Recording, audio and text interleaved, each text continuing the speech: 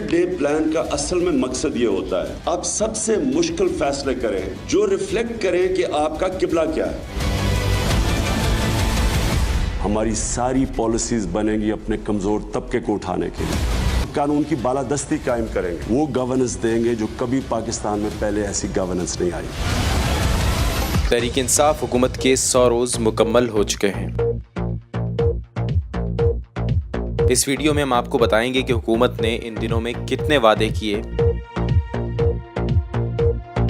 उनमें से कितने पूरे हुए, कितने पर काम का आगाज हुआ है और कितने वादे या दावे ऐसे हैं कि जिन पर काम का आगाज नहीं किया गया।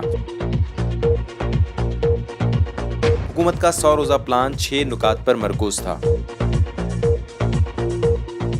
जिसमें तर्ज हुक्मरानी में तब्दीली, वफाक की मजबूती, इक्तसादी तरक्की की बहाली, ज़राअत की तरक्की और पानी का तहफ़्फ़ुज़, समाजी खिदमात में इनकलाब और कौमी सलामती को यकीनी बनाना शामिल था। मजमूई तौर पर हुकूमत की जानिब से अवाम से 48 वादे किए गए थे, जिनमें अक्सर वादों पर काम ही नहीं हो सका। जिन वादों पर काम हुआ, इनमें से 1 पाया तकमील को पहुंचा, 4 जुज़वी तौर पर मुकम्मल हुए, 28 तकमील के मराहिल में हैं, जबकि 16 पर काम शुरू नहीं हो सका। हुकूमत ने इब्तदाई 100 रोज में जो बड़े इक़दामात उठाए, अब कुछ उन पर नजर डालते हैं।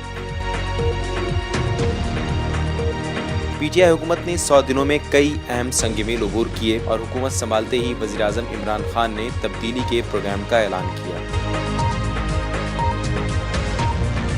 इब्तदाई 100 रोज के दौरान 50 लाख घर बनाने के लिए पाकिस्तान हाउसिंग अथॉरिटी कायम हुई, जबकि चीन से 15 मुआहिदों और मुफाहमत की याददाश्तों पर दस्तखत हुए।